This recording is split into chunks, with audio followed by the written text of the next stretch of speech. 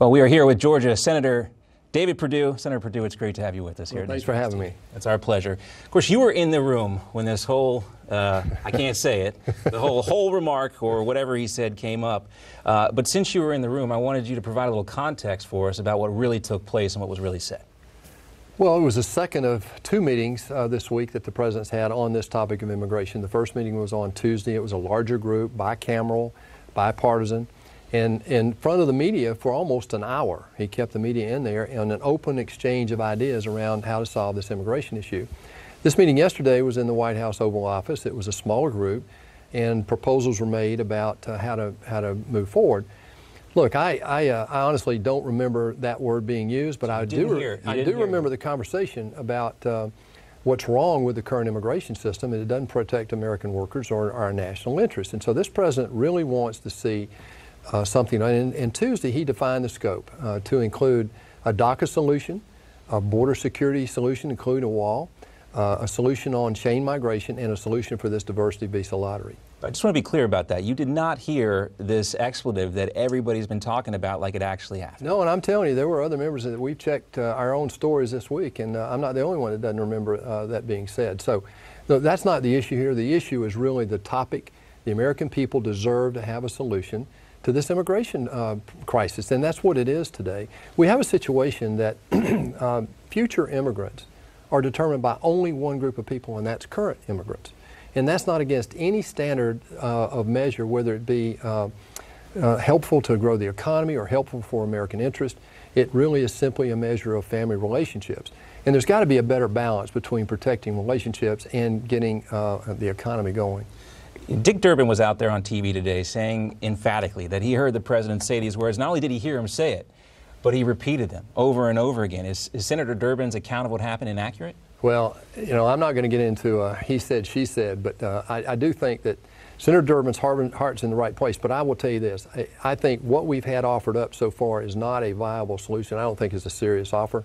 And the reason is that it does nothing to change the situation that will keep us from being here in exactly the same situation in 5 years. And the situation is very simple to solve. We can solve the DACA issue, but we've got to have some structural changes to how people come into the country. We actually have, Tom Cotton and I have a bill out called the RAISE Act that we ultimately want to go to a merit-based immigration system similar to Canada's and Australia. They've had decades of trial on this. It works.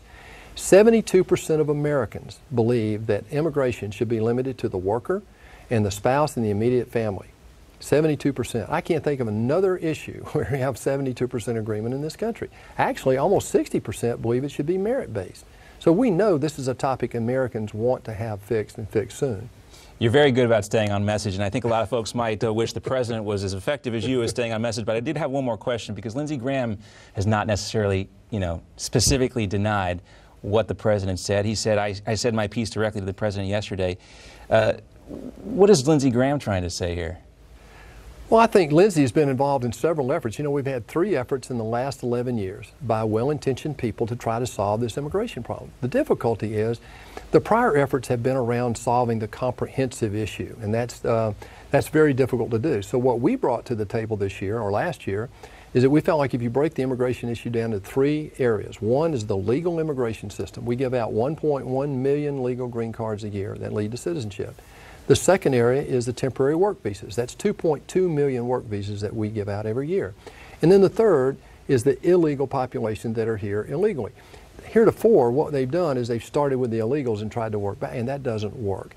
So we believe the first thing we need to do is fix the legal immigration system. And you think that the chain migration portion of that is the most critical aspect that needs to be reformed? There's no question. What happens is you get to bring your parents, your siblings, your children, your adult married children, and then your parents get to bring their parents. And so what happens is we have a skewed population of older people coming to the United States and really going on to our social services that are already bankrupted. So what we need are younger people, talented people, and looking at countries like Canada and Australia who have been doing this for decades, what they've done is they've brought people in at a broad mix, a very diverse group of people that assimilate into the culture and also help grow the economy. This is an economic issue as well as a social and political issue.